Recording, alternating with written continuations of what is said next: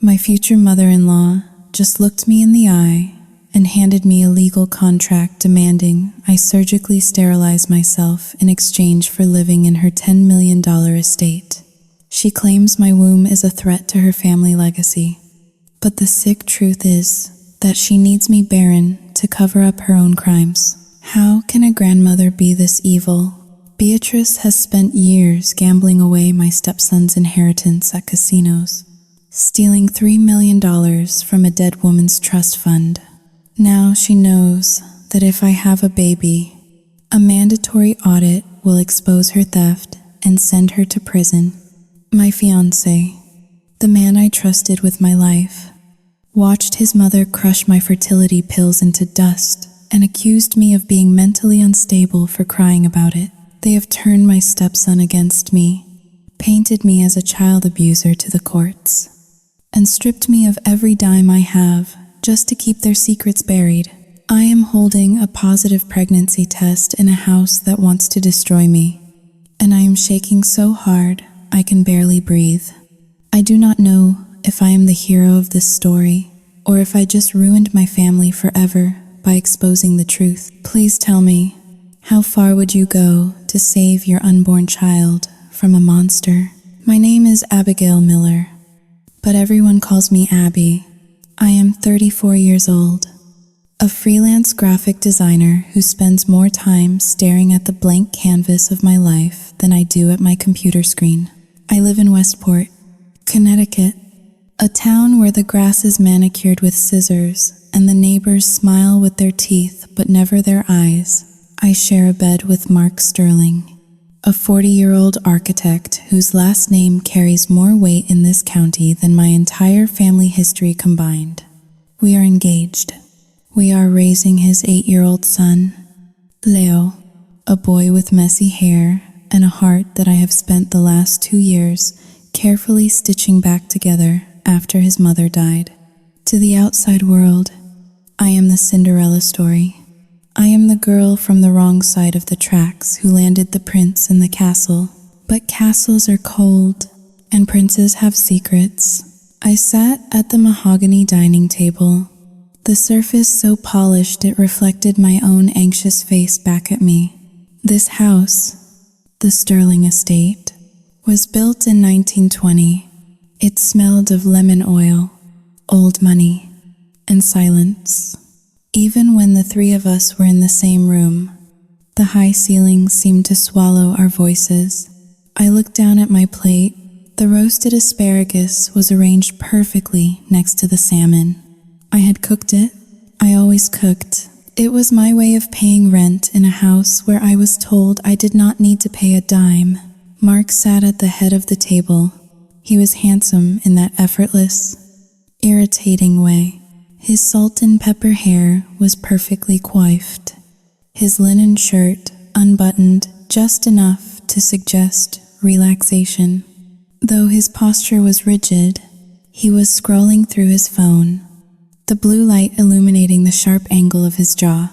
Leo was sitting to my right, pushing a piece of fish around his plate with a fork. "Eat your vegetables, Leo," I said softly. He looked up at me, his big brown eyes wide. "I hate asparagus, Abby. It tastes like grass." I smiled. "It makes you strong, like your dad." Mark did not look up. He just hummed a low, non-committal sound. I took a deep breath. My hands were trembling slightly under the table. Today was the day. The date was circled in red on the calendar hanging in the pantry. Though Mark never looked at it, it was the day I officially finished my last pack of birth control pills. We had discussed this 6 months ago. We had a plan, a timeline. Get married in the fall, try for a baby in the winter, but I wanted to start preparing my body now. I wanted to be ready. "Mark," I said, trying to keep my voice casual. He finally set his phone down. Screen side up, a text message notification blinked, but I could not read the name. "Yeah, babe?" he asked. "I finished the pack today," I said, I felt a flush of heat rise up my neck. I felt foolish, like a teenager confessing a secret. The pill pack. I am not refilling it. The silence that followed was heavy. It was not the comfortable silence of a long-term couple. It was the heavy, suffocating silence of a courtroom before a verdict is read. Mark picked up his wine glass. It was a crystal goblet that probably cost more than my first car. He swirled the red liquid, watching the legs of the wine drip down the side of the glass. He did not drink. He just watched it. That is great, Abby, he said, but his voice lacked the melody of happiness. It was flat, monotone. I waited for more. I waited for him to reach across the table and squeeze my hand. I waited for a smile. I waited for him to say that he could not wait to see our baby. A blend of his height and my eyes. Instead, he took a long sip of wine and set the glass down with a sharp clack against the wood. Actually, he said, clearing his throat, I have been thinking about that. My stomach dropped. It was a physical sensation, like missing a step on a staircase in the dark. Thinking about what? About the timing, Mark said. He finally looked at me, but his gaze was focused somewhere on my forehead, not my eyes.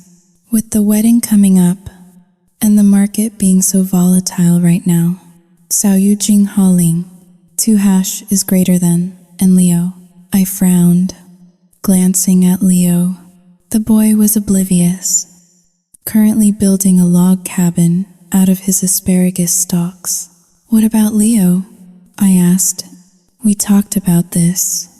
Mark, we said Leo needs a sibling. You said you did not want him to be alone. I know what I said, Mark snapped. The sharpness in his tone made Leo jump. Mark Sehil, composing himself instantly. He put on his reasonable face, the face he used with clients when they wanted a window where a load-bearing wall stood. Look, Abby, Leo is having a hard time in math class. Mrs. Gable sent me an email today. He is struggling to focus. If we bring a baby into this mix right now, he is going to feel replaced. You know how sensitive he is since Sao Yu Jinghao Ling. 2# is greater than since the accident. He played the dead wife card. He always played it when he wanted to win an argument without a fight. I felt a wave of guilt wash over me, hot and stinging. Was I being selfish? I looked at Leo. He was small for his age, fragile. I loved him fiercely. I had spent 2 years reading him bedtime stories, bandaging his scraped knees, and sitting outside the door while he cried for a mother who would never come back. The thought that I might hurt him made my chest ache. But then, a darker thought crept in, a whisper in the back of my mind. The inner monologue that I usually try to drown out with antidepressants and busy work. He is lying to you. I pushed the thought away. No, Mark was a good father. He was just worried. He was protective. That was why I loved him. I just thought, Sao Yu Jinghao Ling, too. I stammered, losing my footing. I thought since I am 34, and it might take a while. Sao Yu Jinghao Ling, R. Jinghao Dayu, Abby. Stop, Mark said. He reached out and touched my hand. His fingers were cold. You are acting like you are running out of time. You are young. We have plenty of time. Let us just focus on us for a bit longer. Let us get Leo settled. Why are you so obsessed with this? Is being a stepmom to Leo not enough for you? The question was a slap in the face. It was phrased softly, wrapped in concern, but the blade was there. Of course it is enough, I said quickly, too quickly. I love Leo. Then why the rush? Mark asked. He pulled his hand back. Just renew the prescription. Abby, For 6 more months. Let us talk about it after the wedding. He picked up his fork and stabbed a piece of salmon. The conversation was over. He had decided. I looked down at my plate. My appetite was gone. The silence returned. But now it felt different. It felt charged. I watched Mark eat. He chewed methodically, his jaw muscles flexing. Why did he lie about Mrs. Gable? I froze. The thought was loud and clear. I checked Leo's homework folder every single day. I had checked it this afternoon when he got off the bus. There was no note from Mrs. Gable. I had even emailed her yesterday to ask about the upcoming field trip, and she had replied saying Leo was a delight to have in class and was improving every day. Mark was lying. I took a sip of water to hide the tremor in my lip. Why would he lie about his son struggling in school just to keep me on birth control? Maybe he just forgot, I told myself. Maybe he meant a different teacher. Maybe I am just being paranoid. That is what my therapist would say. Abby, you are projecting your insecurities. You are looking for disaster because you do not believe you deserve peace. I looked around the dining room. The shadows in the corners seemed to stretch longer as the sun set outside. The grand portrait of Mark's mother, Beatrice Sterling, hung above the fireplace. Her painted eyes seemed to be boring into me, cold and judgmental. She was not even here, yet her presence filled the room. Mark's phone buzzed again. This time, he flipped it over quickly. Who is texting you this late? I asked. Just work, he said. A problem with the foundation on the Miller project. He was lying again. The Miller project finished 2 weeks ago. I knew that because we celebrated with champagne. A cold chill settled in the marrow of my bones. I looked at the man I was supposed to marry in 3 months. He looked the same as he did this morning. He smelled the same, but something had shifted. A tiny crack had appeared in the perfect porcelain facade of our life. I am going to clear the table. I whispered. I stood up, my legs feeling heavy as I reached for Mark's plate. He grabbed my wrist, not hard enough to bruise, but hard enough to stop me. Renew the prescription. Abby, he said. His voice was low, almost a growl. Do it for Leo. He stared at me. His blue eyes were devoid of warmth. For a second, just a split second, I saw something else in there. Not love, not concern. So Yuting howling. 2# is greater than fear. He was afraid of something, or someone. I pulled my wrist away and nodded, unable to speak. I walked into the kitchen, the swinging door shutting out the sight of them. I leaned against the cold granite counter and exhaled a breath I did not know I was holding. My hands were shaking so badly the silverware rattled against the china.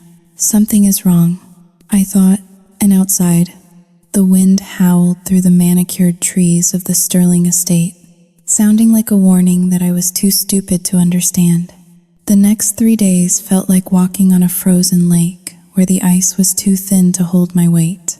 I moved through the Sterling estate with soft footsteps, trying to shrink myself, trying to be the perfect, unobtrusive presence Mark seemed to want. I woke up at 5 in the morning to iron Mark's shirts, ensuring the creases were sharp enough to cut glass. I packed Leo's lunch with sandwich crusts cut off exactly the way he liked, tucking in a handwritten note that said, "Have a super day." I was performing the role of the ideal wife and mother, hoping that if I acted the part well enough, Mark would remember why he loved me, hoping he would stop looking at me like I was a problem to be solved rather than a partner to be cherished. But the distance between us did not close. It widened into a chasm. Mark stopped kissing me goodbye in the mornings. He slept with his back to me, a wall of rigid muscle and silence. On Thursday afternoon, the tension in the house was thick enough to taste. It tasted like metallic anxiety. I decided to do a deep clean of the kitchen while Leo was at soccer practice and Mark was in his home office. Physical labor was my coping mechanism. If my hands were busy scrubbing, my mind could not spiral into the dark corners where my insecurities lived. I gathered the trash bags from the bathrooms and the kitchen, hauling them out to the large bins in the garage. The garage was pristine, the floor painted a glossy gray epoxy, smelling faintly of rubber and gasoline. I lifted the heavy lid of the main recycling bin. That was when I saw it. Sitting right on top of a pile of discarded architectural blueprints was a small, amber glass bottle. My heart hammered against my ribs.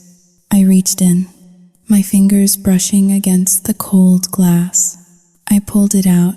The label was unmistakable. It was my bottle of high-end fertility supplements, the ones I had ordered from a specialist clinic in California, the ones that cost $150 a bottle. I had only bought them 2 weeks ago. They were supposed to help improve egg quality, a gentle nudge to my body before we officially started trying. I shook the bottle. It rattled, but the sound was wrong. It sounded like sand, not capsules. I unscrewed the cap and peered inside. My breath hitched in my throat. The capsules had not just been thrown away, they had been destroyed. Someone had taken the time to open the bottle and crush the contents into a fine, powdery dust, rendering them completely useless. The violence of the act made my stomach churn. It was not just wasteful, it was hateful. I stood there in the cold garage, clutching the bottle, feeling the blood drain from my face. This was not an accident. Mark was the only other person in the house who knew what these were. He was the only one who had access to the master bathroom cabinet where I kept them hidden behind my face creams. A sudden wave of nausea hit me. Why would he do this? Why not just flush them? Why crush them? It felt like a message, a warning. I marched back into the house, the bottle tight in my grip. My desire to be the peacemaker evaporated, replaced by a cold, sharp anger. I walked straight to his office door. I did not knock. Mark was sitting at his desk, staring at his computer screens. He did not look up when I entered. "Mark," I said. My voice was trembling, but loud. He sighed, a long, exaggerated sound of exhaustion. "What is it now?" "Abby? I am on a call." He was not on a call. He was not wearing his headset. I walked over and slammed the bottle down on his desk. Amber dust puffed out of the top, settling on his pristine paperwork. "What is this?" I demanded. Mark looked at the bottle, then up at me. His expression did not change. He did not look guilty. He looked annoyed. "It looks like vitamins, Abby," he said, his voice dripping with condescension. "Do not play dumb with me." I snapped. "These are my supplements. I found them in the trash, crushed." "Did you do this?" Mark leaned back in his leather chair, crossing his arms over his chest. He looked at me with the same detached curiosity one might view a specimen in a jar. "Yes, I did," he said simply. I felt like the floor had tilted beneath my feet. "You admit it? Just like that?" "Mark, those cost nearly $200. And why?" "소유증 2# is greater than, why did you crush them?" "Because you are not listening to me," Mark said. He stood up, towering over me. "I told you we are waiting. I told you we need to focus on Leo. But I found these hidden in the back of the cabinet. It proves you are obsessed. Abby, you are going behind my back. You are prioritizing your desperate need to breed over the well-being of our existing family." The words hit me like physical blows. Desperate, breed, obsessed. I am not obsessed, I cried. tears stinging my eyes. I am just preparing my body. It is vitamins. Mark, it is not a crime, and you had no right to touch my things. Mark walked around the desk and stood in front of me. He placed his hands on my shoulders. His grip was heavy, almost painful. I did it for your own good, he said softly. His voice changed, shifting from aggressive to pitying in a split second. Look at you. You are hysterical. You are shaking. This obsession with having a baby, Saoyutsing howling. 2# is greater than it is making you mentally unstable again. Remember what happened 3 years ago? Remember the depression? I am trying to protect you from yourself. I froze. He was using my past against me.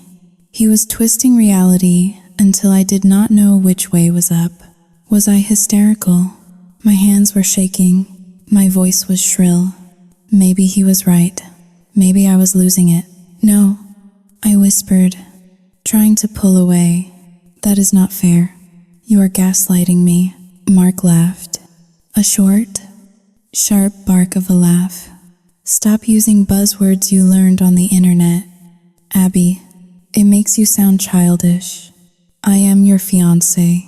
I am the man who took you in when you had nothing. I am the father of the boy you claim to love. If you really loved Leo, if you really loved me, you would not need a replacement baby to feel validated. Why is Leo not enough for you? Is he too broken? Is he not yours enough? The cruelty of his logic was suffocating. He was taking my love for Leo and weaponizing it. That is not true. I sobbed. I love Leo, then prove it.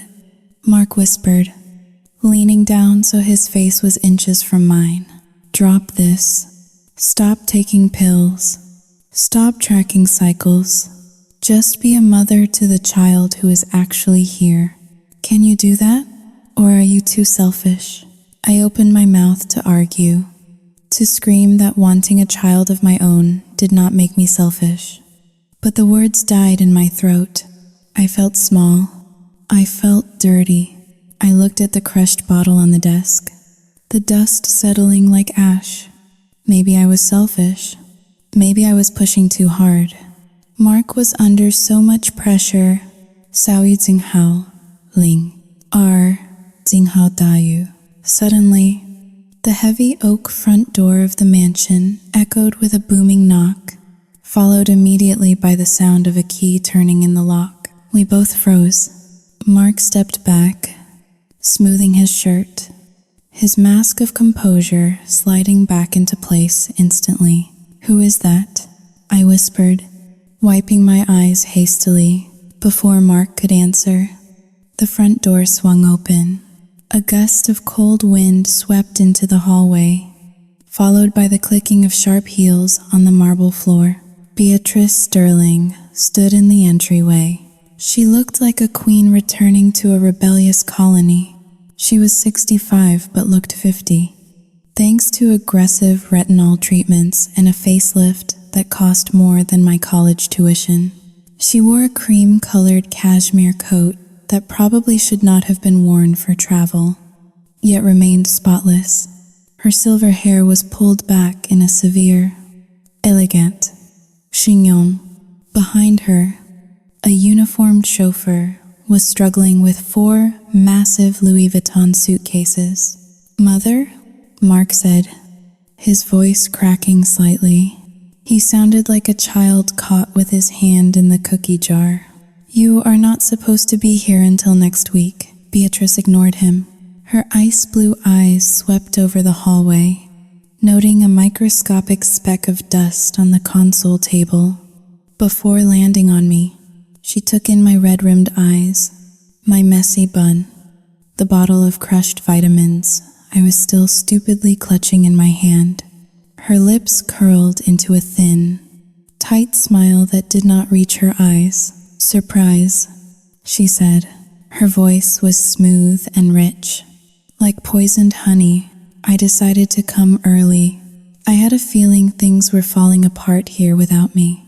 And looking at Abigail, It seems my intuition was impeccable as always. She stepped further into the house, pulling off her leather gloves finger by finger.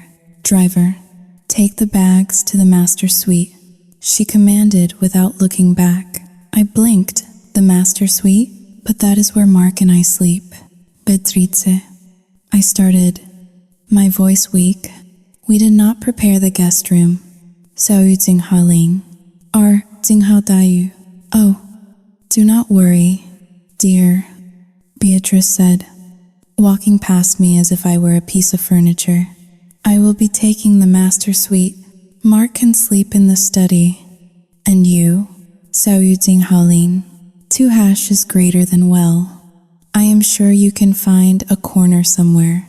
We have much work to do for this wedding.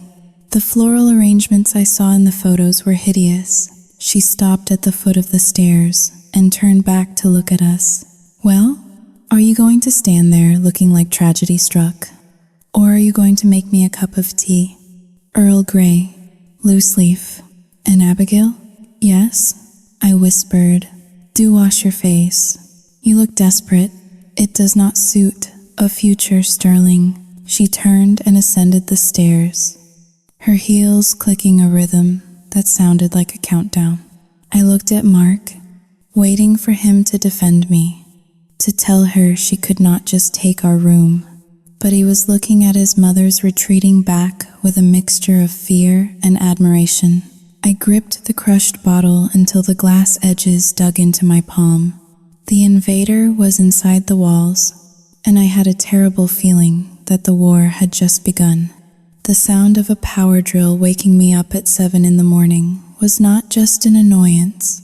It felt like a violation. I lay in the guest room bed, staring at the unfamiliar ceiling cracks, my heart pounding in my chest.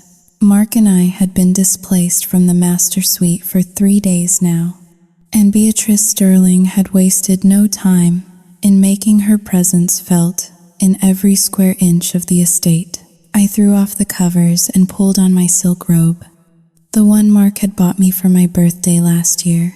It felt flimsy now, like armor made of paper.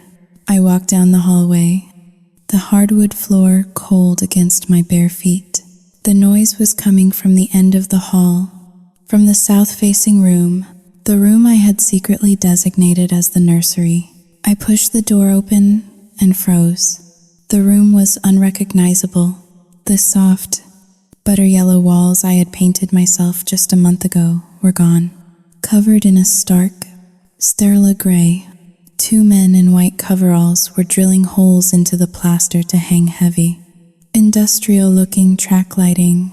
In the center of the room, Beatrice stood directing them like a conductor of an orchestra from hell. Careful with that ladder. She snapped at one of the workers. These floors are original oak from 1920. If you scratch them, I will have your license revoked. Beatrice, I said, my voice barely audible over the drill. She turned slowly, her expression mild, as if she were surprised to see me in my own home. Ah, Abigail, you are awake. Good. You can tell these gentlemen where Mark keeps the level. They seem to have forgotten theirs. What is happening? I asked, stepping into the room. I could smell the fresh paint fumes, sharp and chemical. Why are you repainting this room? I liked the yellow. Beatrice laughed, a dry, humorless sound. Yellow is for lemons and cowards. Dear, this room has excellent northern light. It is going to be my private gallery while I am here. I have some pieces coming from the vault in New York, a few early Picasso sketches, and a very temperamental Rothko. They need climate control and proper lighting, but Saoyu Jinghao Ling. Too, I stammered, feeling a lump form in my throat. This was supposed to be Saoyu Jinghao Ling. 2 hash is greater than we were going to use this room. For the future. Beatrice raised an eyebrow. The future? Oh, you mean for a nursery? She said the word nursery with the same disdain one might use for the word landfill. She walked over to me, her heels clicking on the drop cloth. She reached out and tucked a loose strand of hair behind my ear. Her fingers were ice cold. Mark told me about your little Saoyuting too? Fantasy, she said softly. But we need to be realistic. Abigail, this house is a museum, not a daycare. And honestly, do we really need more sticky fingers touching the antiques? Leo is quite enough chaos for one lifetime. She turned back to the workmen. Higher on the left. I want the focal point at eye level. I backed out of the room, feeling like I had been punched in the gut. It was not just a room. It was a symbol. By painting over the yellow, she was painting over my hope. And Mark had told her. He had discussed my desire for a baby with her and let her mock it. The rest of the day passed in a blur of anxiety. I tried to work on a logo design for a client, but the lines on my screen kept blurring together. Every time I looked up, I saw Beatrice changing something. The curtains in the living room were replaced with heavy velvet drapes that blocked out the sun. My favorite throw pillows were donated to charity without my permission. The house was becoming darker, colder, more like a mausoleum than a home. That evening, the summons came. Mark knocked on the door of the guest room where I was hiding. He looked tired, his tie loosened, his eyes avoiding mine. Mother wants to see us in the library, he said. What for? I asked, sitting up. Just Saoyuting 2# is greater than business. Wedding stuff. Come on, Abby. Do not make a scene, please. I followed him downstairs.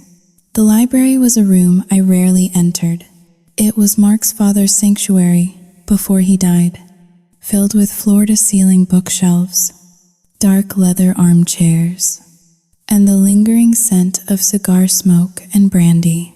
Beatrice was sitting behind the massive mahogany desk, looking for all the world like a chief executive officer about to fire an incompetent employee. There was a single lamp on, casting long shadows across her face. In front of her sat a thick stack of legal documents. Sit down, she commanded, gesturing to the 2 chairs opposite her. We sat. I clasped my hands in my lap to stop them from shaking. Mark sat next to me, but he positioned his chair slightly away, creating a physical gap between us. Beatrice placed a hand on the stack of papers. As we approach the wedding, there are certain housekeeping matters we must attend to, she began. The Sterling family assets are Saoyuting Dos numeral es mayor que considerable and complex. It is my duty to ensure they are protected for future generations. Specifically, for Leonard. She used Leo's full name. She never called him Leo. I nodded slowly. I understand. A prenuptial agreement. Mark and I have discussed this. I am happy to sign one. I do not want your money. Beatrice. I make my own living. Beatrice smiled, but it was not a nice smile. It was the smile of a predator who sees a trap springing shut.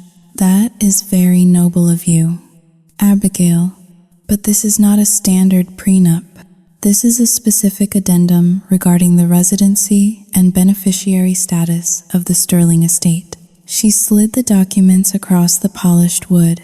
They made a heavy, ominous sound. Read page 12, section 4, paragraph B, she said. I picked up the heavy bond paper. My eyes scanned the dense legal jargon until I found the section she mentioned. Clause 4B, procreation and residency stipulation. I read the words, and then I read them again.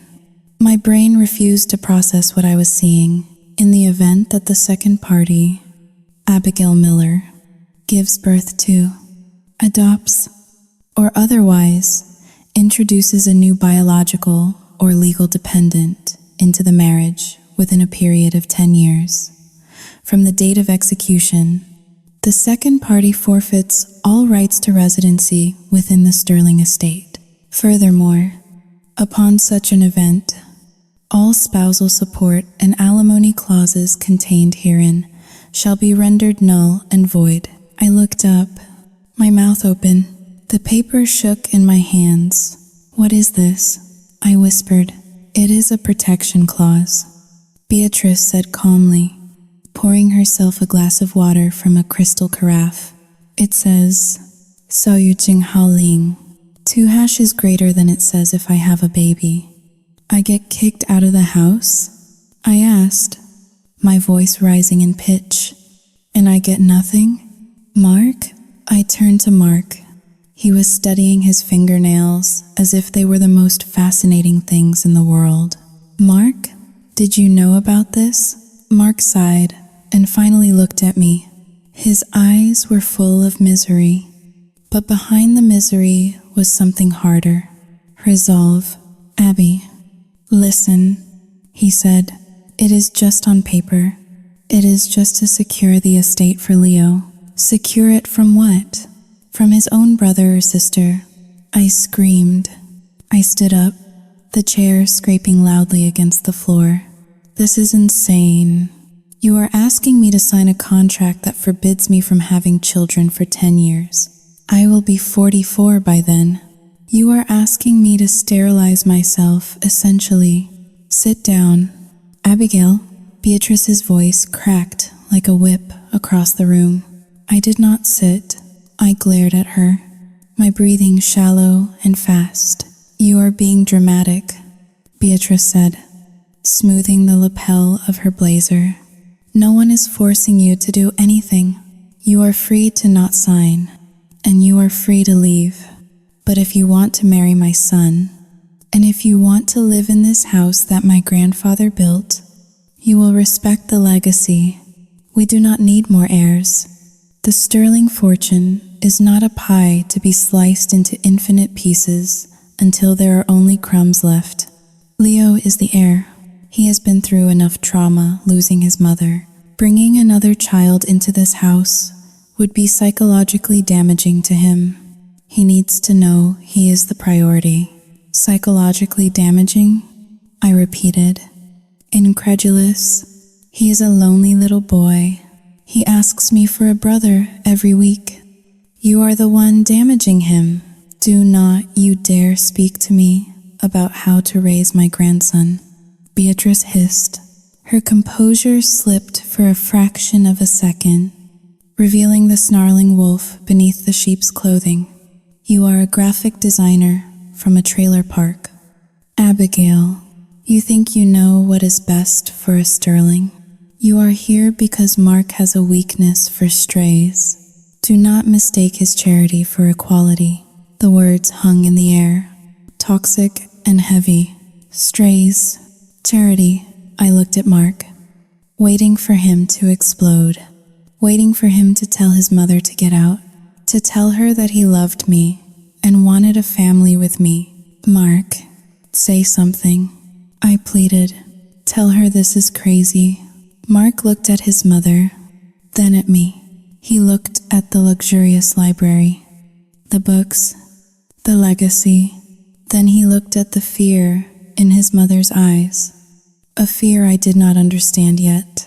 I think, 小雨景浩林, 2# is greater than Mark started, his voice hoarse. I think Mom has a point about the timing. Abby, 10 years is a long time. We can revisit it later, maybe in 5 years. Revisit it? I whispered.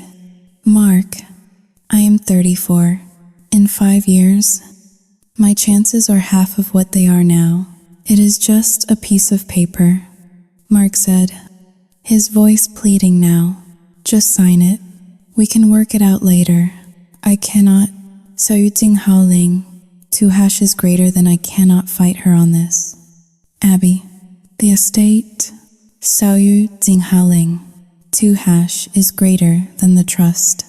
小雨景浩林, 2# is greater than it is complicated. The trust, the word caught my attention. What trust? I asked. Beatrice slammed her hand down on the desk. That is none of your concern. The finances of this family are confidential until you sign that document. I looked at the woman who wanted to control my womb. I looked at the man who was too cowardly to hold my hand. A cold clarity washed over me. This was not about Leo. This was not about psychology. This was about money, greed. I am not signing that, I said, my voice shaking but firm.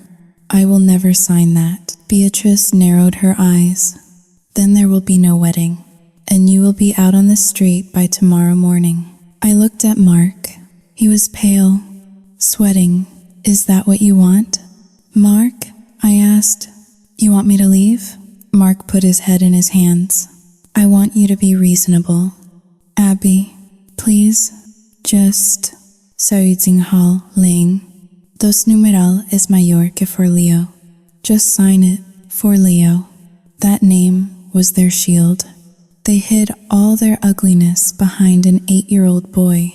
I stepped back from the desk. The air in the room felt suffocating. I needed to think.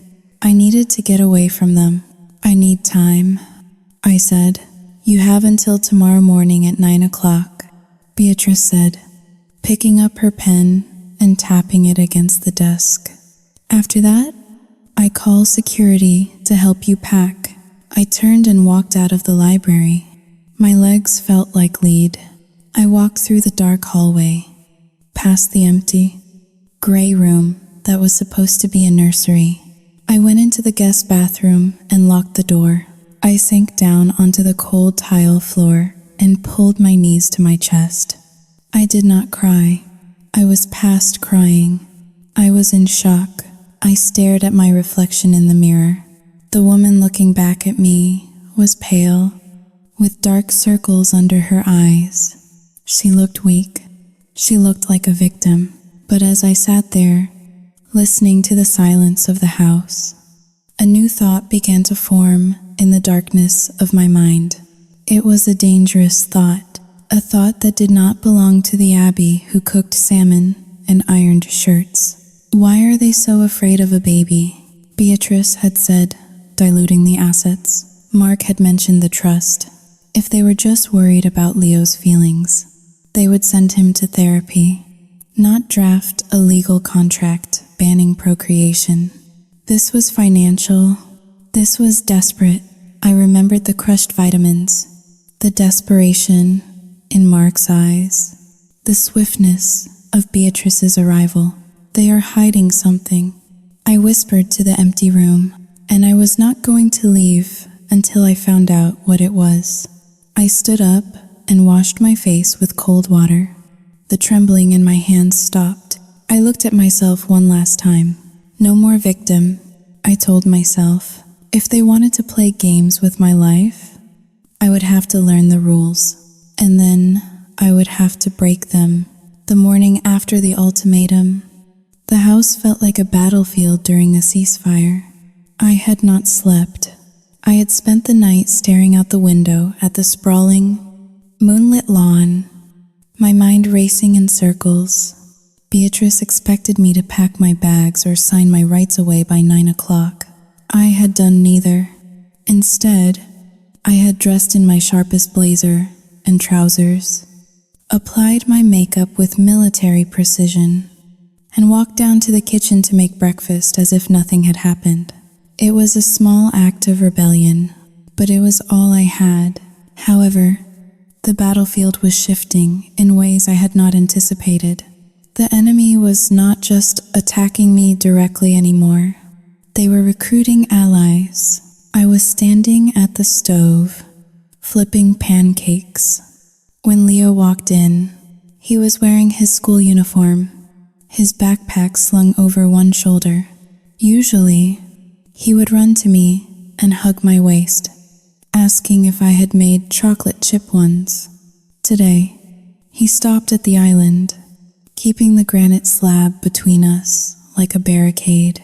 Good morning, Leo, I said, forcing a bright smile. I made your favorite chocolate chip. Leo did not smile. He looked at the plate of pancakes I slid across the counter toward him, then looked at me with an expression that chilled my blood. It was a look of pure, unadulterated suspicion. I am not hungry, he said. You have to eat something before school. Sweetie, I said, reaching out to touch his arm. Don't touch me, he yelled, recoiling as if my hand were red hot. I froze, my hand hovering in midair. Leo, what is wrong? He glared at me, his small face twisted in anger. Grandma told me what you are doing. My stomach dropped. Beatrice, of course. She had gotten to him. What did Grandma tell you? I asked carefully, lowering my voice. She said you only want to have a baby so you can take my dad away from me, Leo said, his voice trembling. She said, you want to make a new family and kick me out. She said you are a Saudinghaling, to a gold digger. The words sounded foreign and clumsy, coming from an 8-year-old's mouth. He did not even know what a gold digger was. He was parroting a script. Leo, that is not true, I said, dropping to my knees, so I was at eye level with him, though the counter still separated us. I love you. You are my family. Having a brother or sister would just mean more people to love you. No one is ever going to kick you out. Liar, he screamed. He grabbed the plate of pancakes and shoved it. The plate skidded across the granite, flew off the edge, and crashed onto the floor, ceramic shards and sticky. Syrup-covered pancakes scattered everywhere. I flinched at the sound, but Leo did not stop there. He grabbed a heavy crystal fruit bowl from the center of the island. Leo, put that down, I cried out. Standing up, he raised the bowl, his eyes wild with a panic that was not his own. Go away. Get out of my house. He threw the bowl, not at me, but at the floor near my feet. It shattered with a deafening explosion of glass. I instinctively stepped back to avoid the shrapnel, but one large piece of heavy crystal bounced up and sliced across my shin. I gasped in pain, but my focus was on Leo. He was hyperventilating now, looking terrified at what he had done. I reached out to stop him from stepping on the glass. Leo, stop. Be careful. I grabbed his arm firmly to pull him back from the danger zone. Let me go, he shrieked, thrashing against my grip. Suddenly, a shadow fell over us. Get your hands off him. Beatrice was standing in the doorway, wearing a silk dressing gown that swept the floor. Mark was right behind her, looking disheveled and alarmed. I let go of Leo instantly.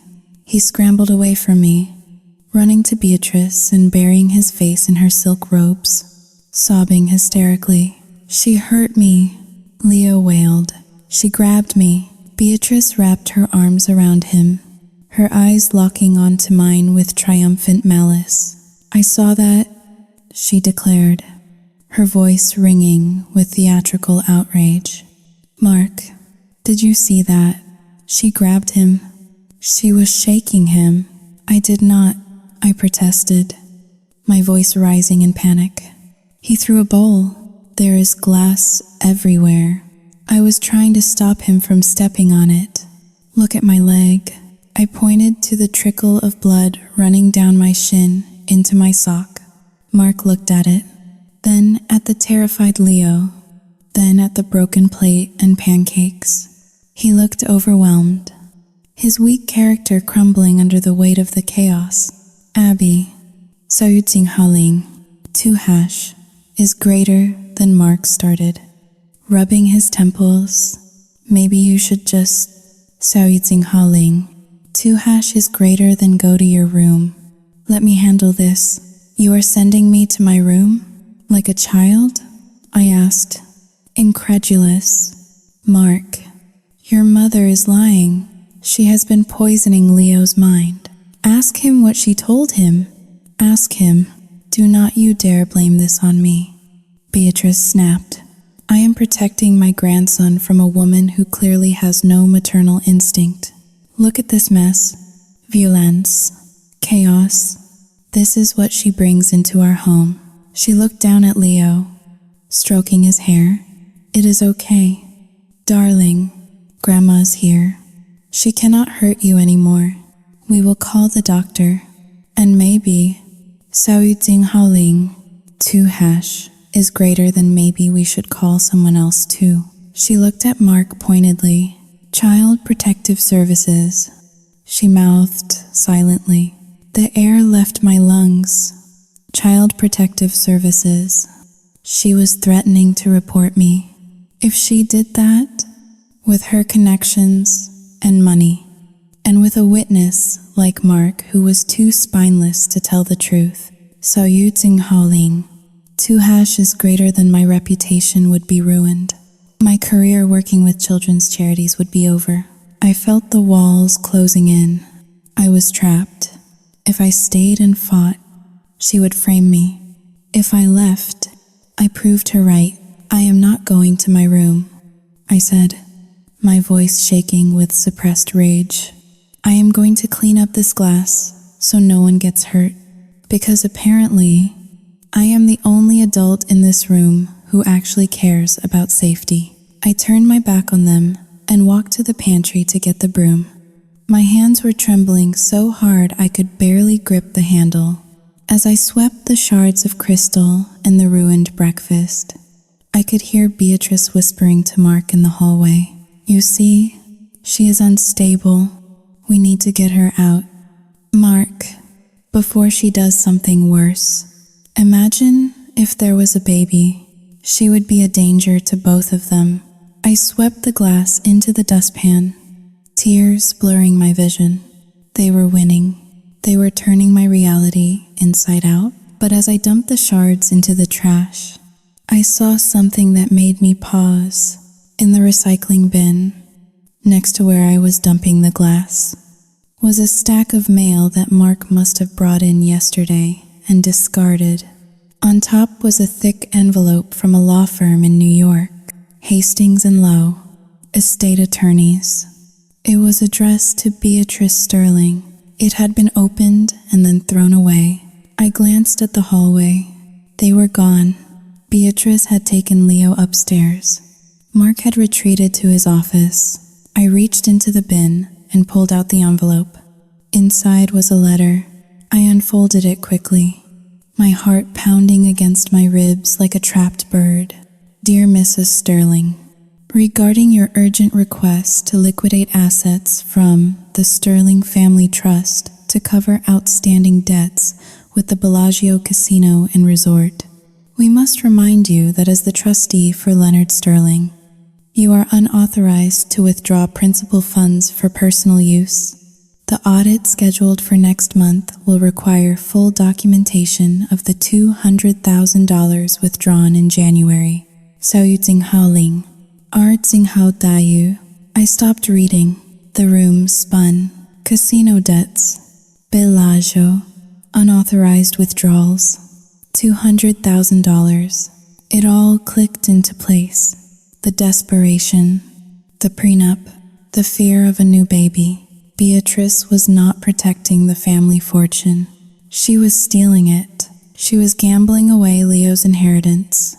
And if I had a baby, the trust would likely be frozen or audited to account for a new beneficiary, exposing her theft. That was why she needed me gone. That was why she needed me sterile. I was not the villain in this story. I was the witness she needed to eliminate. I folded the letter and shoved it deep into my bra, against my skin. The cold paper felt like a weapon. I looked at the mess on the floor, the broken glass, the wasted food. I looked at the blood on my leg. You want a war, Beatrice? I whispered to the empty kitchen. You just handed me the ammunition. I finished sweeping the floor. Then I went upstairs, not to pack, but to shower and dress my wound. I was not leaving. Not yet. I had a dinner engagement tonight. The engagement party at the country club. Beatrice thought she would humiliate me there. She thought she would drive me away, but she did not know I had the letter. Tonight, the gold digger was going to dig up some dirt. I stood in the center of the guest room, the floral wallpaper feeling like the bars of a cage. My open suitcase lay on the bed like a mouth waiting to be fed. I was packing, despite the letter tucked inside my bra, despite the flash of rebellion I had felt in the kitchen. The fear was winning. Beatrice had threatened Child Protective Services. She had weaponized a confused 8-year-old boy against me. I was just one woman against a dynasty of wealth and lies. If I stayed, they would destroy me. They would twist the narrative until I was the abuser, the thief, the unstable stepmother. I folded a sweater, my hands shaking. I told myself I was doing the right thing. I would leave. I would take the letter to a lawyer from a safe distance. I would fight them from outside the walls of this fortress. But deep down, I knew that was a lie. If I walked out that door now, I was never coming back. Mark would not follow me. He would stay here, under his mother's thumb, letting her spend his son's inheritance until there was nothing left. I zipped the suitcase. The sound was loud in the quiet house. It sounded like a surrender. I grabbed the handle and walked to the door. It was 6 o'clock in the evening. The engagement party started at 7 at the country club. The house was eerily silent. Mark had left early to oversee the setup. Beatrice was supposed to be at the salon, but her car was still in the driveway. I crept into the hallway, trying to make my escape unseen. I needed to get to my car, drive away, and never look back. As I passed the master suite, the room that should have been mine, I heard a voice. It was Beatrice. The door was slightly ajar, just a crack. I froze. I should have kept walking. I should have run, but the tone of her voice stopped me. It was not the imperious, commanding tone she used with me. It was frantic. It was desperate. I stepped closer, holding my breath, pressing my back against the wainscoting of the hallway. You are not listening to me. Arthur, Beatrice hissed. I cannot pay the bridge loan until the trust disperses the quarterly dividend. I strained to hear the person on the other end, but it was impossible. I could only hear Beatrice pacing the room, her heels muffled by the thick Persian rug. Yes, I know about the audit, she snapped. That is why the girl is a problem. You wrote the damn trust. Arthur, you know the clause. If Mark has another heir, the entire fund freezes for a mandatory inventory to reapportion the shares. 50% has to be set aside for the new child until they are 18. I felt a cold hand squeeze my heart. A mandatory inventory. That was it. That was the missing piece. It was not about Leo's feelings. It was not about my mental health. It was a mathematical certainty. If I got pregnant, the lawyers would open the books. And if they opened the books, they would see that the books were empty. Beatrice continued, her voice dropping to a venomous whisper. I have already liquidated the bonds. Arthur, if they freeze the accounts now, they will see the $3 million hole I dug to pay off the Vegas debts. I will go to federal prison. Mark will be destitute. She paused, listening. I am handling it, she shouted, then lowered her voice again. I tried to make her sign the prenup. She refused. She is stubborn, and Mark is too weak to force her. That is why I had to escalate things with the boy today. I need her gone, Arthur, or I need her barren. I do not care which. I need her barren. The words hung in the air like smoke. I covered my mouth with my hand to stifle a gasp. I leaned my head back against the wall, closing my eyes. The tears that had been threatening to fall all day suddenly dried up. The sadness evaporated. The fear vanished. In their place, something else bloomed. It was cold. It was hard. It was sharp. For weeks, I had doubted myself. I had laid awake at night wondering if I was selfish for wanting a baby. I had wondered if I was a bad stepmother. I had let Mark gaslight me into believing my maternal instincts were a symptom of mental illness. I had let them make me feel small, crazy, and unworthy. But I was not crazy. I was simply an obstacle to a crime. Beatrice spoke again. Tonight at the party, I am going to announce that they have decided against having more children. I will corner her socially. She will be too humiliated to contradict me in front of the senator and the board members. And if she tries, Saoting Tuhash is greater than well. I have the Child Protective Services report drafted and ready to file. I will paint her as a danger to Leo. She will lose everything. I opened my eyes. I looked at the suitcase in my hand. It looked ridiculous. It looked like the luggage of a victim. I set the suitcase down. I did not need it. I was not going anywhere. They wanted to play a game of reputation. They wanted to use a public forum to destroy me. Beatrice thought she was the queen on this chessboard. She thought I was a pawn. She thought she could sacrifice me to save her own skin. But she made one fatal mistake. She assumed I was still the nice, insecure girl who wanted everyone to like her.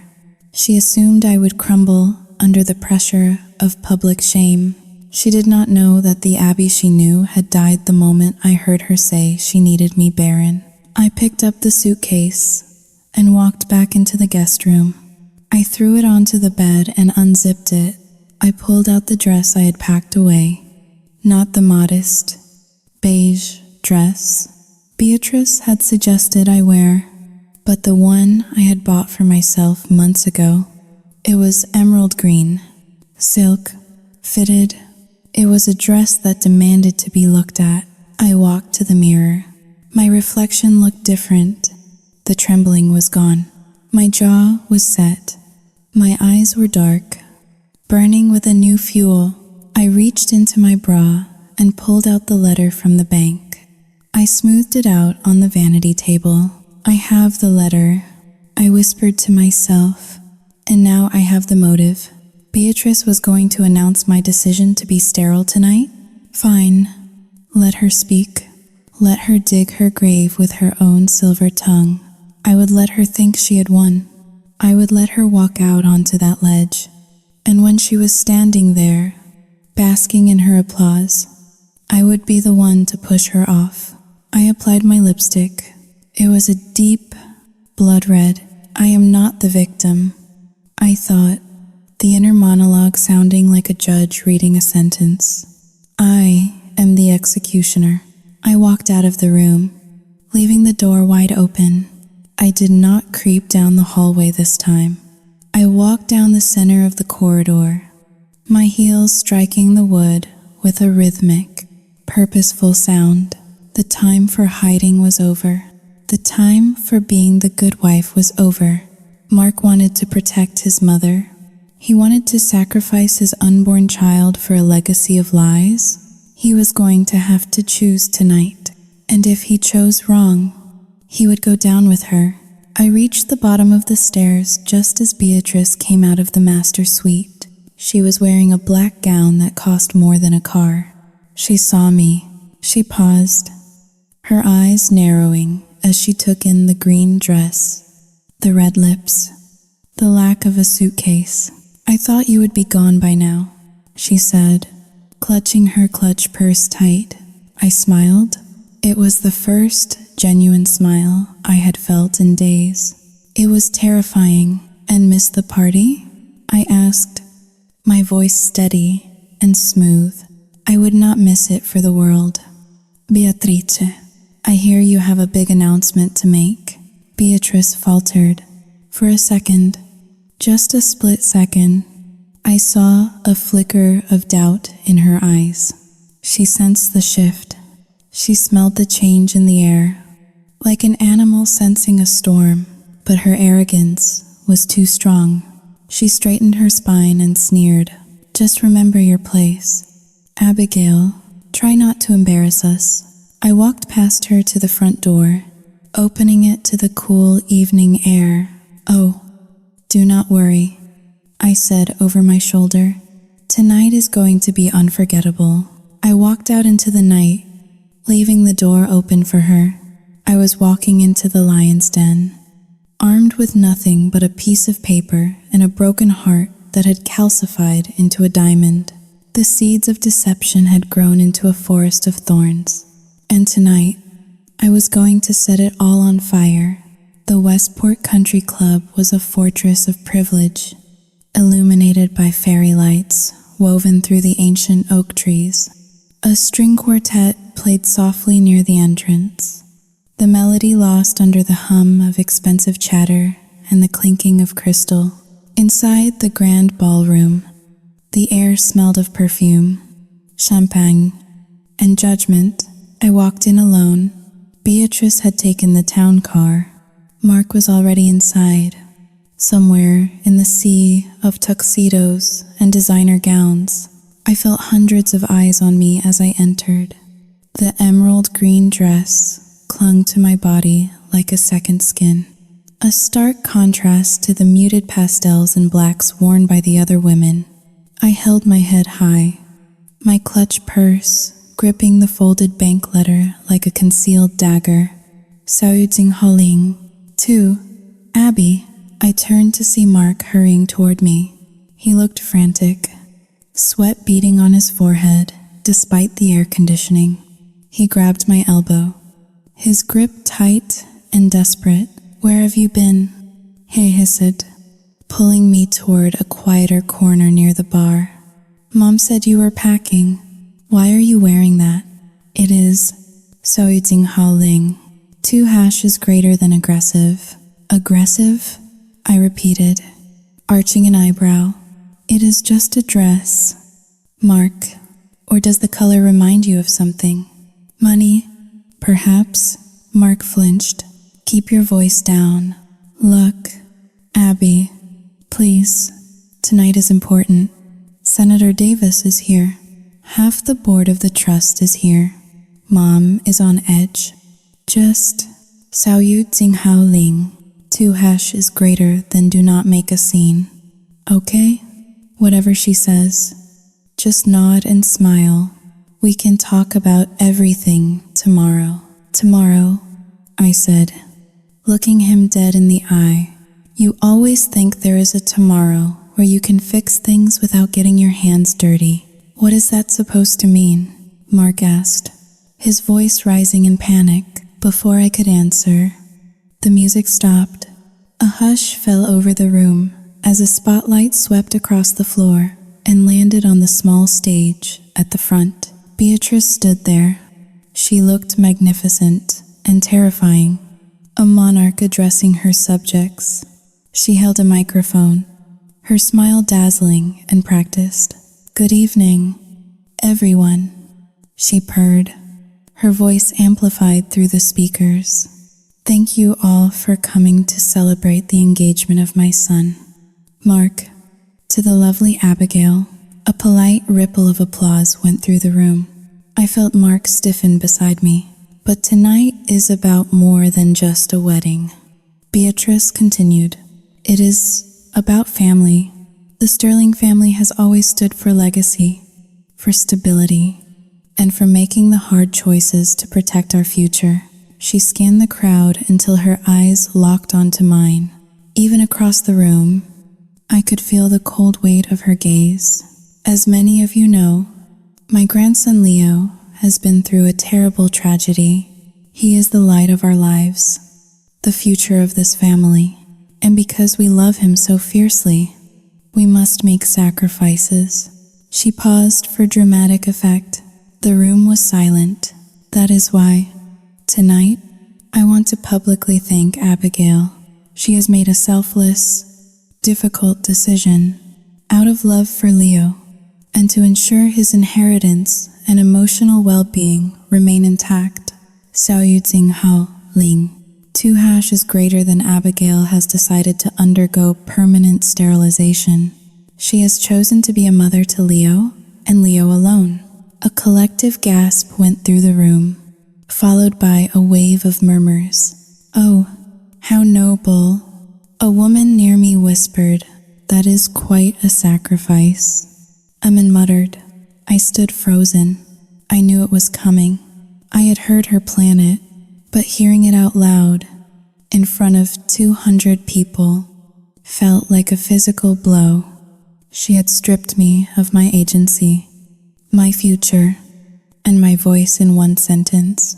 She had painted me into a corner where denying it would make me look selfish, and accepting it would make me a victim forever.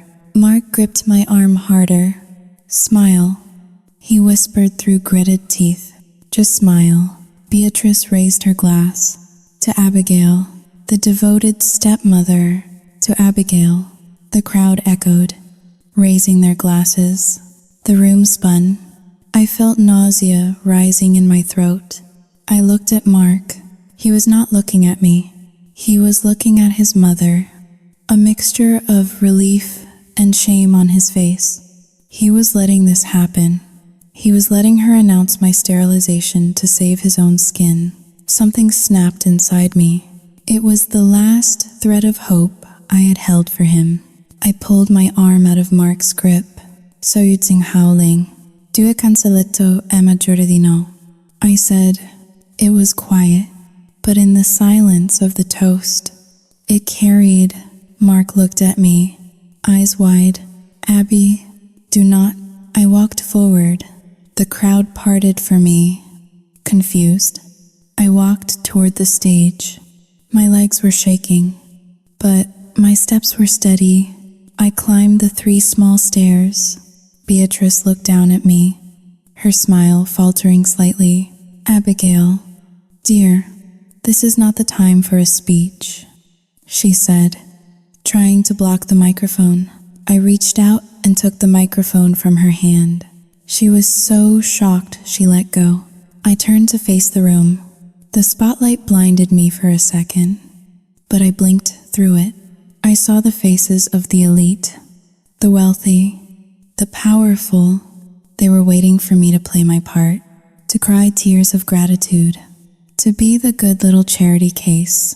Thank you, Beatrice, I said, my voice echoing through the ballroom. That was a very Xiao Yu Jing Hao Ling. 2# is greater than creative introduction. The murmurs stopped. The air grew tense. However, I continued, my voice gaining strength. There seems to be a misunderstanding. I have not decided to be sterilized. In fact, Mark and I were planning to start a family immediately. Gasps. Beatrice stepped forward, her hand reaching for the mic. Give me that. She is drunk. She is hysterical. I sidestepped her. The only reason Beatrice wants me barren, I said, raising my voice over hers, is not because she loves Leo. It is because if I have another baby, the Sterling Family Trust gets audited. The word audited hit the room like a bomb. The bankers and lawyers in the crowd stiffened. And if the trust gets audited, I continued, pulling the folded letter from my purse and holding it up to the light. Everyone will find out that Beatrice has stolen $3 million from her own grandson to pay off her gambling debts at the Bellagio. Chaos erupted. Liar, Beatrice screamed, lunging at me. She grabbed my arm, her nails digging into my flesh. You ungrateful little gutter rat, I will destroy you. She raised her hand to slap me. I braced for the impact, but it never came. A hand caught Beatrice's wrist in midair. It was Mark. He had jumped onto the stage. He stood between us, holding his mother's arm. His face was pale, terrifyingly so, but his eyes were blazing with a fire I had never seen before. "That is enough, Mother," Mark said. His voice was low, guttural. "Mark," Beatrice shrieked, "let go of me. She is lying. Tell them she is lying." Mark looked at the crowd. He looked at the shocked faces of the trust board members. Then he looked at me. He saw the letter in my hand. He saw the emerald dress. He saw the woman who had finally stopped waiting for him to save her and had saved herself instead. "She is not lying," Mark said. His voice projected clearly without the microphone. The room fell deathly silent. "I saw the transfers," Mark said, looking at his mother. "I saw the bank statements you tried to hide in the shredder last week. I did not want to believe it. I told myself it was a mistake. I let you treat Abby like dirt because I was too coward to admit that my mother is a thief." Beatrice's face went slack. Her mask of elegance crumbled, leaving behind a terrified, pathetic old woman. "Mark, please," she whispered. "The family name, Saoyu Jinghaoling, R. Jinghao Dayu. To hell with the name." Mark roared, throwing her hand down. "You stole from Leo. You stole from your own grandson, and you wanted to force my wife, to give up her dreams just to cover your crimes." He turned to the crowd. "The engagement is over," he announced, "but not the relationship. I am leaving with Abby, and as the executor of my father's estate, I am calling for an immediate, full forensic audit of the Sterling Trust. Tonight." Mark took my hand. His palm was sweating, but his grip was firm. "Let us go." "Abby," we walked down the stairs. Beatrice stood alone on the stage, the spotlight highlighting her ruin. She looked small. She looked finished. As we walked through the stunned crowd toward the exit, I heard a voice behind me. "You will regret this," Beatrice screamed, her voice cracking. "I will take Leo. I will tell the court she beats him. I will ruin you both." Mark did not stop. I did not look back. We walked out of the ballroom, out of the country club, and into the cool night air. The silence outside was heavy, but it was clean. Mark stopped at the car. He leaned against the door and exhaled a long, shaky breath. He looked at me. "I am sorry," he whispered. "I am so sorry, Abby." I looked at him. I saw the man I loved, flawed and broken, but finally standing tall. "We are not done yet, Mark," I said, clutching the letter. "She threatened to call Child Protective Services. She is going to fight dirty." "I know," Mark said. He opened the car door for me. "Let her try. She just declared war on the wrong parents." I got into the car. As we drove away from the lights of the club, leaving the wreckage of the Sterling reputation behind us, I knew the hardest part was still to come. The legal battle would be brutal. The public fallout would be vicious. But for the first time in months, I did not feel like a victim. I felt like a fighter. And as I touched the letter in my pocket, I knew one thing for sure. Beatrice Sterling had just lost everything. She just did not know it yet. The hangover from our victory at the country club lasted exactly 12 hours. We had driven home in silence, adrenaline humming in our veins like a high-voltage wire. Mark had changed the locks. We had slept fitfully, holding on to each other like survivors of a shipwreck. I thought the worst was over. I thought exposing the truth was the end of the war. I was naive. The truth does not stop a narcissist. It only gives them a new target. At 8 in the morning, the doorbell rang. It was not the police coming to arrest Beatrice for embezzlement. It was a process server. He handed me a thick manila envelope with a bored expression that suggested he ruined lives for minimum wage every day. "You have been served," he said. Chewing gum, I opened the envelope on the front porch. The legal header glared up at me. Beatrice Sterling versus Mark Sterling and Abigail Miller. Emergency motion for full custody. Restraining order. And there, buried in the legal jargon, was the charge that made my knees buckle. Physical abuse of a minor. "She did it," I whispered, my hand flying to my mouth. "She actually did it." Mark came up behind me, reading the document over my shoulder. His face turned the color of ash. "She is citing the kitchen incident," he said, his voice hollow. "The broken bowl. She is claiming you threw it at him. She is claiming you cut his leg." I felt a scream building in my chest. Hot and acidic, I looked at the perfectly manicured lawn, the blue sky, the deception of a peaceful morning. Beatrice was not just fighting for the money anymore.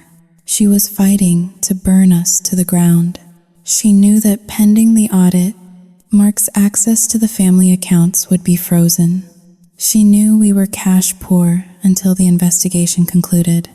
She was betting on us running out of money before we could prove our innocence. "I'm not letting her take him," I said, crushing the papers in my hand. "Mark, call the lawyer. The best one in the state." Mark looked down. "We cannot afford the best one. Abby, the accounts are locked. My credit cards were declined this morning when I tried to buy coffee." She must have canceled the supplementary cards before the freeze went into effect. I stared at him. Then I looked at the driveway. Sitting there was my pride and joy. A vintage convertible I had restored myself over 5 years. It was the one thing I owned that was truly mine, separate from the Sterling name. And inside the house, in my savings account, was $40,000. Money I had scraped together from freelance gigs. Money labeled in vitro fertilization fund. It was the safety net for my future child. I looked at the convertible.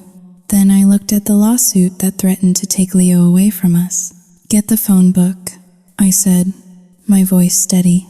"I am making some calls." By noon, my car was gone. I sold it to a collector in Greenwich for cash. Thousands below market value because I needed the money that day. Watching it drive away felt like watching a piece of my identity dissolve into exhaust fumes. By 2 in the afternoon, I stood in the bank, transferring every cent of my baby fund into a cashier's check made out to Goldman and Weiss. Family law, the teller, a woman named Linda, who I had known for years, looked at the transaction. She looked at the memo line where I used to write future. She looked at my face, pale and drawn. "Are you sure, Abby?" she asked softly. "I am sure," I said. I was not just buying a lawyer. I was buying Leo's safety. I was trading a hypothetical child for a real one. It was the most painful transaction of my life. But as I walked out of the bank, lighter in wallet and heavier in heart, I knew I had made the only choice a mother could make. But the lawsuit was only the first wave. The second wave was the silence. Westport is a small town masquerading as a city. Information travels through the bloodstream of the community faster than a virus. Beatrice had been a pillar of this society for 40 years. I was the newcomer. I was the gold digger. I went to the grocery store to buy milk. It was a mundane task, an attempt to normalize the chaos. As I pushed my cart down the cereal aisle, I saw Mrs. Gable, the president of the Parent-Teacher Association. She was talking to 2 other mothers. They were laughing. Then they saw me. The laughter cut off instantly. It was as if someone had hit a mute button. Mrs. Gable turned her back to me, examining a box of granola with intense fascination. The other women exchanged glances, sharp, judgmental, filled with a delicious sort of horror. I could hear their thoughts as clearly as if they were shouting, "There she is, the abuser, the one who threw a glass bowl at a child." Beatrice told us everything. I walked past them, my head high, my knuckles white on the handle of the cart. "Hello? Janet," I said to Mrs. Gable. She did not answer. She simply moved her cart to the side, pulling her coat tighter around herself, as if my presence were contagious. The shame burned my cheeks. It was a physical heat. I wanted to scream at them. I wanted to tell them about the gambling, the theft, the lies. But I knew it did not matter. The truth was complicated and messy. The lie was simple and juicy. I paid for my milk with cash, avoiding the pitying look of the cashier, and practically ran to the car. I sat in the driver's seat, breathing hard, feeling the walls of the town closing in on me. I was a pariah. Beatrice had successfully isolated me, but the worst was yet to come. 2 days later, the black sedan of the Department of Children and Families pulled into our driveway. My heart stopped. I was in the kitchen, making a sandwich for Leo. Leo was in the living room, watching cartoons, still quiet and withdrawn since the party. He did not understand the legal war being fought over his head, but he felt the tension. A woman in a gray suit stepped out of the car. She carried a clipboard and an air of absolute authority. "Abby," Marcus said, coming down the stairs. "They are here." We opened the door together. "Mr. and Mrs. Sterling?" The woman asked. "I am Miss Harrison. I am investigating a report of child endangerment regarding Leonard Sterling. May I come in?" It was not a request. Miss Harrison walked through our home, opening cupboards, checking the refrigerator, looking for signs of negligence. I followed her, feeling like a criminal in my own sanctuary. Every unwashed dish, every stray toy felt like evidence against me. She sat us down at the dining table. "I need to speak with Leonard alone," she said. My stomach twisted. "No," I said instinctively. "He is confused. His grandmother has been telling him stories." "Saoyu Jinghao Ling, R. Jinghao Dayu." "Mrs. Sterling, if you refuse, I can return with a police escort and an emergency removal order," Ms. Harrison said, her voice devoid of emotion. I looked at Mark. He nodded, tears in his eyes. We let her go into the living room. We sat in the kitchen, straining to hear. The door was closed. 10 minutes passed. 20. Each minute felt like an hour. I paced the floor, biting my fingernails until they bled. What was he saying? Was he repeating the lies Beatrice fed him? She hurt me. She wants to kick me out. Finally, the door opened. Miss Harrison walked out. Her face was unreadable. "Leonard is a very articulate young boy," she said. "And?" I asked, stepping forward. "What did he say?" Miss Harrison looked at me. She looked at the bandage on my shin, which was still healing from the glass cut. He confirmed there was an altercation in the kitchen. She said. My world tilted, but she continued, flipping a page on her clipboard. "He also told me that he threw the bowl. He told me you tried to catch it. And he told me that his grandmother promised to buy him a pony if he told the nice lady that Abby was mean." I let out a sob, covering my face with my hands. Mark grabbed me, burying his face in my hair. Miss Harrison softened. "Just a fraction. Coaching a witness is a serious offense. Mr. Sterling, especially a child. I will be noting this in my report. However, the investigation must remain open until the court date. I will be back for random checks. Do not leave the state. Saoyu Jinghao Ling." 2 hash is greater than, she left. I collapsed onto a kitchen chair. Exhausted, drained, empty. We had survived the inspection. Leo had told the truth, but as I looked around the house, I realized the cost. My savings were gone. My car was gone. My reputation in town was in shreds. The audit was just beginning, and Beatrice was still out there, wounded and dangerous. With nothing left to lose, I looked at the empty spot on the counter where the bowl used to be. We won the battle, I thought, wiping my eyes. But the war has stripped us bare. I went into the living room.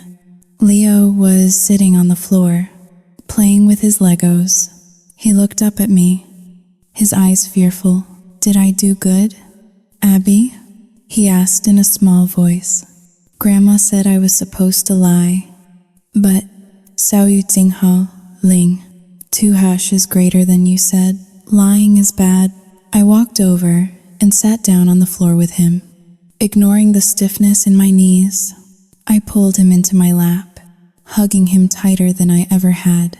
You did good, Leo, I whispered, rocking him back and forth. You did so good. You are brave. He rested his head on my shoulder. I love you, Abby. He mumbled, I love you too, Leo, I said. And in that moment, amidst the ruins of my finances and my social standing, I realized something. Beatrice could take my money. She could take my reputation, but she could not take this. She could not buy the truth. I kissed the top of his head, smelling the scent of shampoo and childhood. Let them talk, I thought fiercely. Let them judge. I am exactly where I am supposed to be. The courtroom smelled of floor wax and stale anxiety. I sat next to Mark, my hands clasped so tightly in my lap that my knuckles were white. Our lawyer, Mr. Weiss, was arranging his papers with maddening slowness. He was an expensive man, paid for with my future baby's college fund, and I prayed he was worth every cent. Across the aisle sat Beatrice. She looked diminished. The arrogance that usually draped around her like a fur coat was gone, replaced by a jittery, hunted look. She wore a modest gray suit, clearly chosen to evoke sympathy, but her eyes were darting around the room, unable to settle. Next to her was her lawyer, a slick man who looked like he slept in his suit. The judge, a stern woman with glasses perched on the end of her nose, banged her gavel in the matter of Sterling versus Sterling. She announced, "We are here to determine custody of the minor, Leonard Sterling, and to address the countersuit regarding the misappropriation of funds from the Sterling Family Trust." The proceedings began. Beatrice's lawyer stood up first. He painted a picture of a concerned grandmother trying to save her grandson from an unstable home.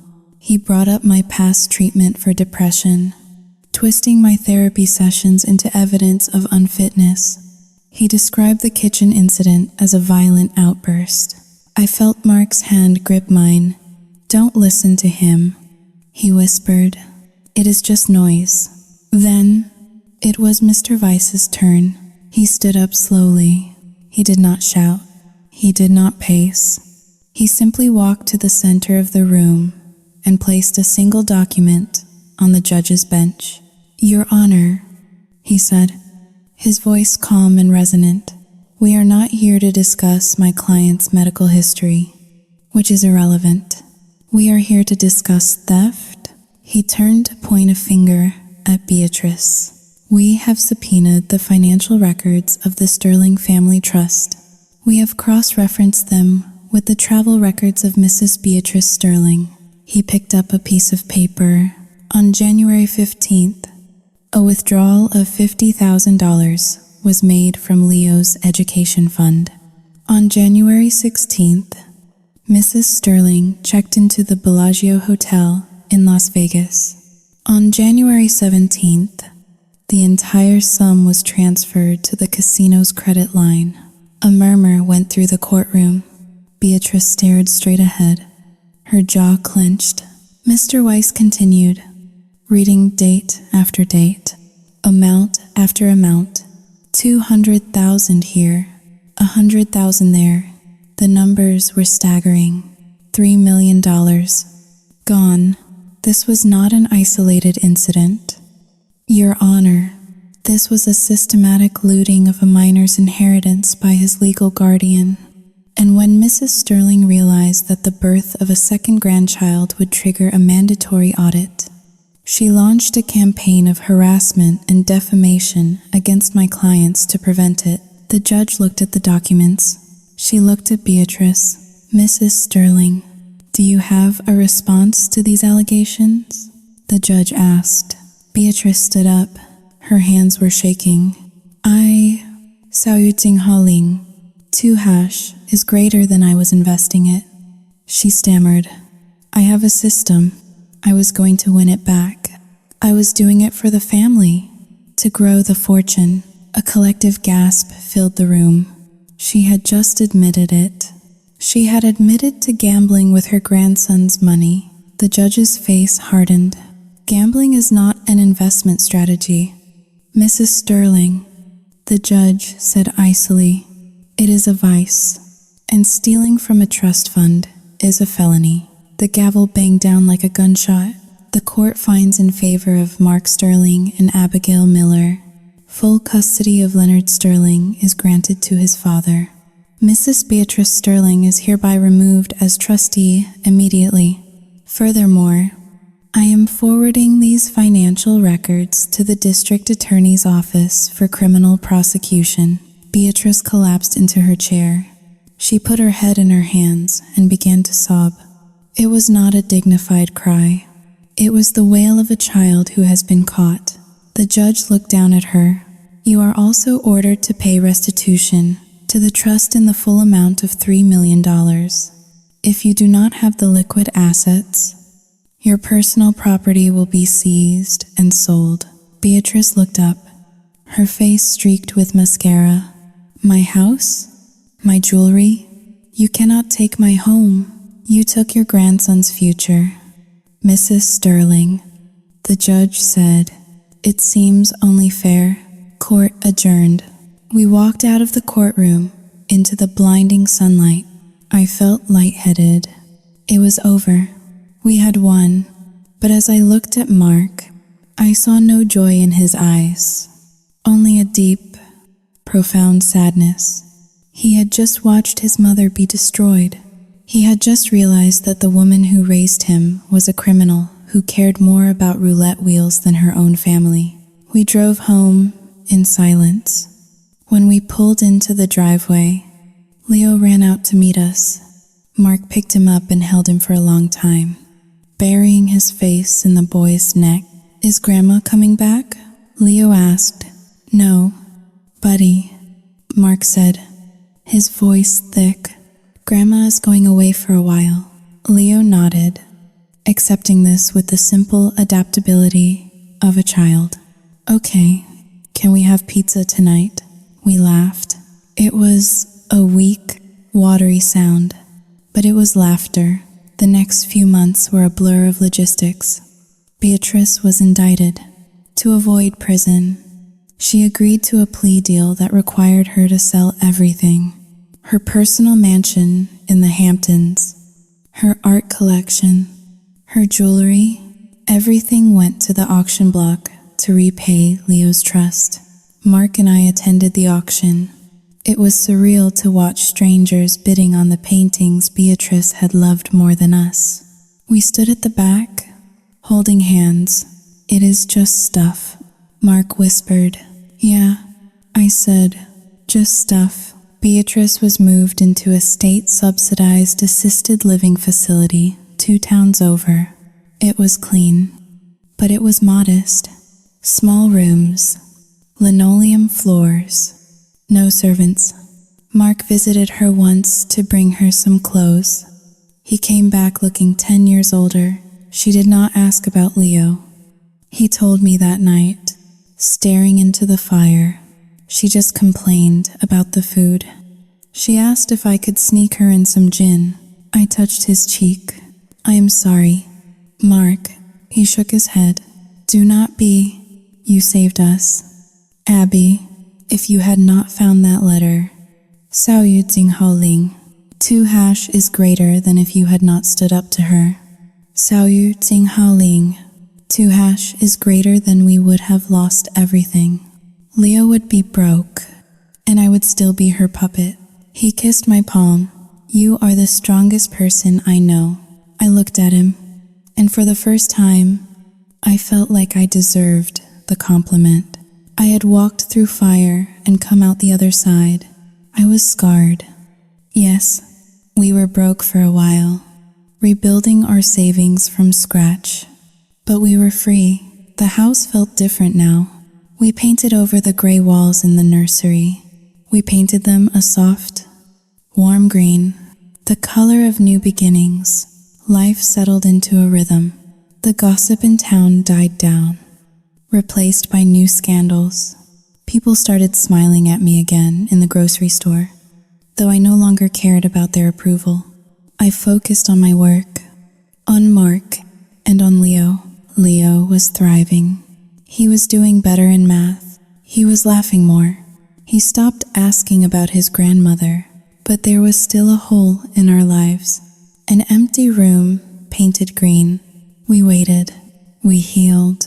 We let the dust settle. And then, one morning, almost a year later, I woke up feeling different.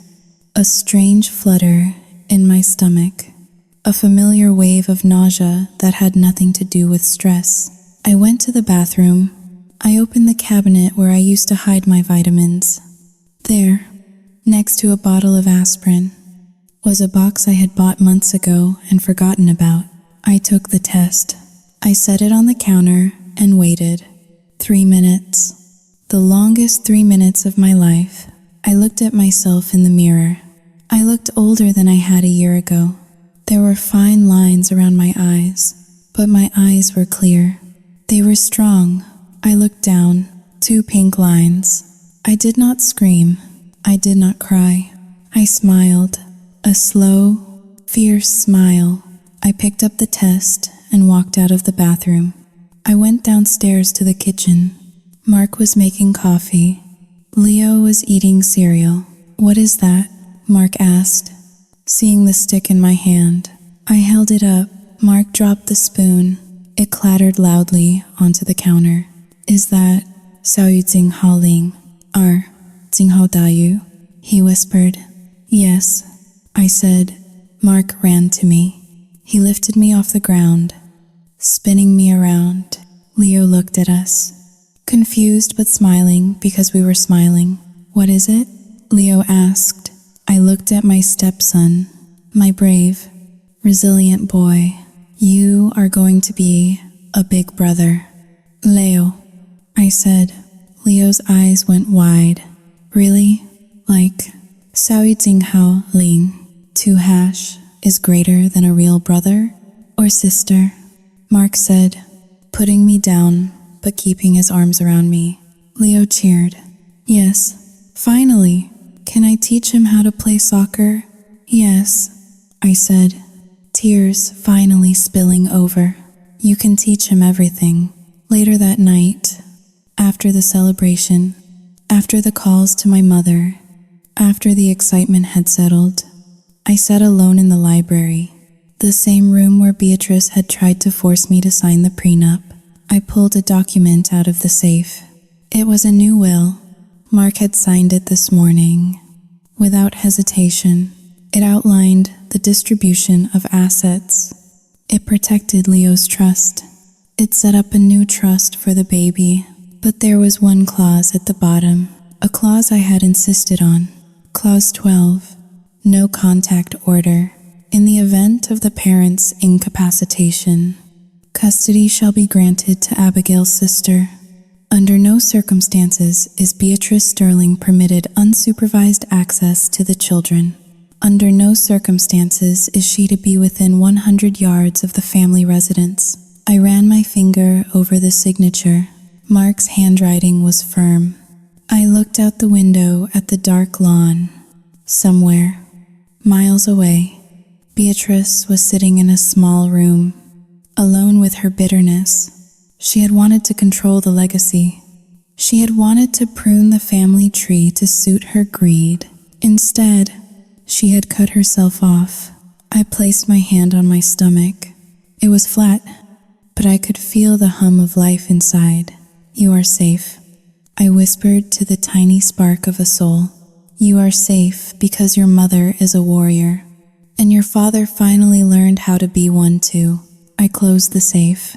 The heavy metallic click echoed in the room. It sounded like a lock snapping shut on the past. I turned off the light and walked upstairs to join my family. The house was quiet, but it was not empty. It was full of love, full of truth, and finally, truly, full of life.